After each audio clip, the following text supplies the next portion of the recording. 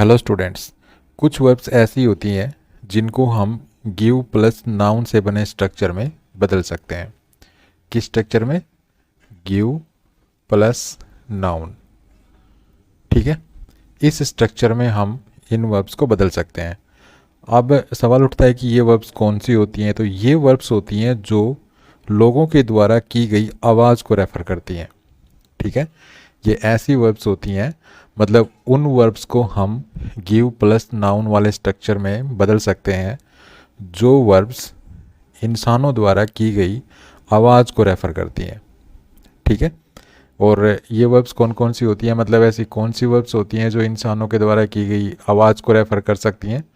तो ऐसी वर्ब्स हो सकती हैं जैसे कफ। कफ का मतलब क्या होता है? खांसना। एक होता है क्राई। क्राई का मतलब चीखना या रोना। उसके बाद स्क्रीम है।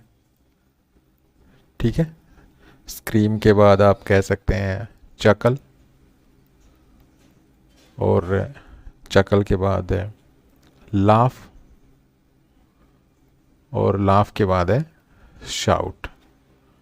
ठीक है, तो ये वर्ब्स हैं जो लोगों के द्वारा की गई आवाज़ को रेफ़र करती हैं, और सब्जेक्ट के बाद अगर ये वर्ब्स आ जाएं तो इनको हम गिव प्लस नाउन के स्ट्रक्चर में बदल सकते हैं। अब वो कैसे बदल सकते हैं, कुछ एग्जांपल्स के द्वारा मैं आपको समझाने की कोशिश करता हूँ। जैसे मैंने लिखा ही कफ्ड। ठीक है, ही कफ्ड लिखा।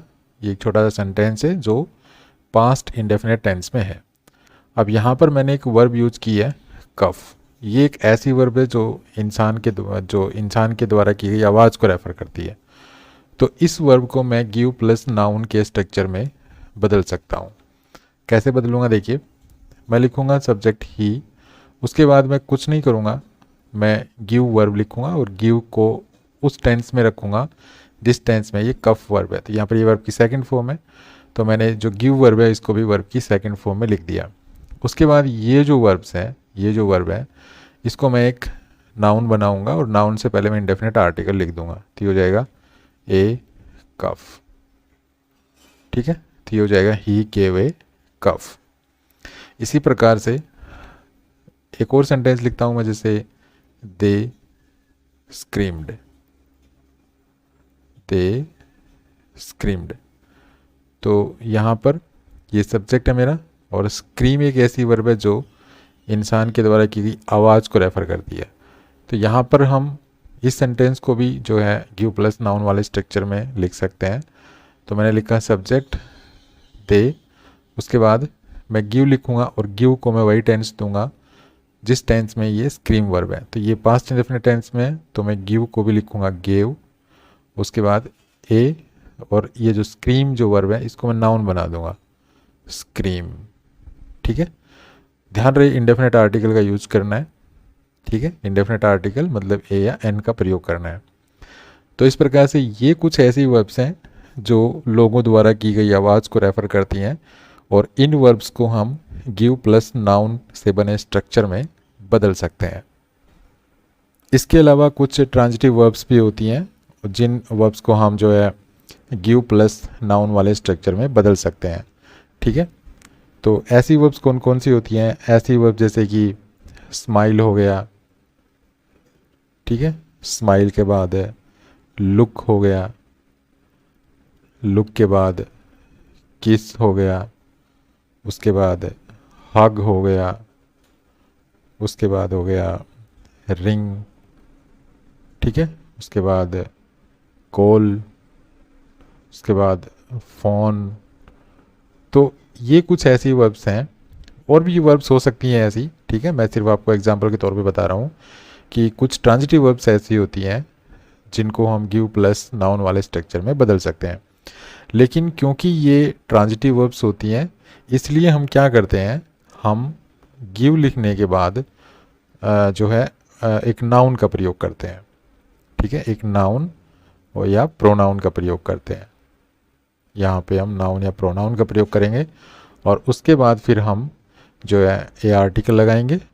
ठीक है, और इन वर्ब्स को हम नाउन बना के लिख देंगे आगे।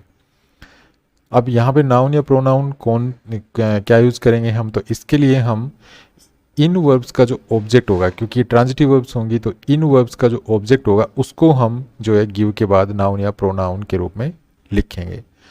तो इसके लिए हम कुछ एग्जांपल्स लेते हैं, जैसे ही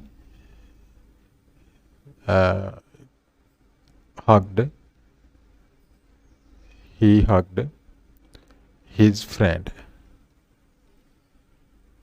तो मैंने ये सेंटेंस लिखा ही hugged his friend।